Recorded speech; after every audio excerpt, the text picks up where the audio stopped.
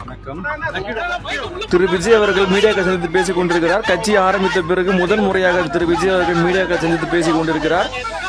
அவர் இங்க ஜனநாயகன் படப்பிடிப்புக்கு போறதுக்கு முன்னாடி, கொடைக்கானல் அவர் போறதுக்கு முன்னாடி அவர் சில முக்கியமான விஷயங்களை பேசணும் அப்படின்னு சொல்லி அவர் மீடியாக்களை கூப்பிட்டு பேசிக் கொண்டிருக்கிறார். என்னன்னு பார்க்கலாம்.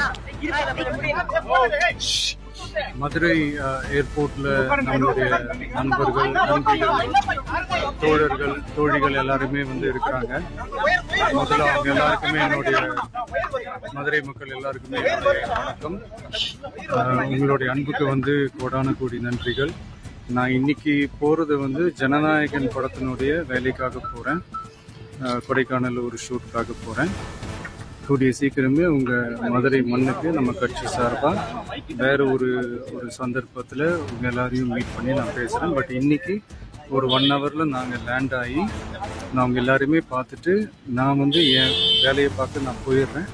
நீங்களும் சேஃபா அவங்கவுங்க வீட்டுக்கு போயிடுங்க. யாரும் என்னுடைய வேனுக்கு பின்னாடியோ காருக்கு பின்னாடியோ யாருமே ஃபாலோ பண்ணுறதோ, இந்த பைக்கில் ஃபாஸ்ட்டாக வர்றதோ, பைக் மேலே நின்றுக்கிட்டு பைக் ஓட்டுறது, ஹெல்மெட் இல்லாமல் இந்த மாதிரிலாம் வராதிங்க.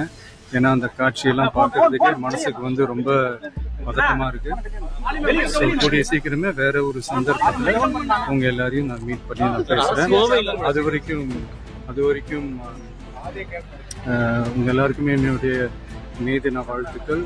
Love you all and see you all. And இதை நான் மதுரை ஏர்போர்ட்ல இந்த மெசேஜ் என்னால் கன்வே பண்ண முடியுமான்னு எனக்கு தெரியல. அங்கே சிச்சுவேஷன் எப்படி இருக்குன்னு எனக்கு தெரியல. அதனால தான் இங்கேயே நான்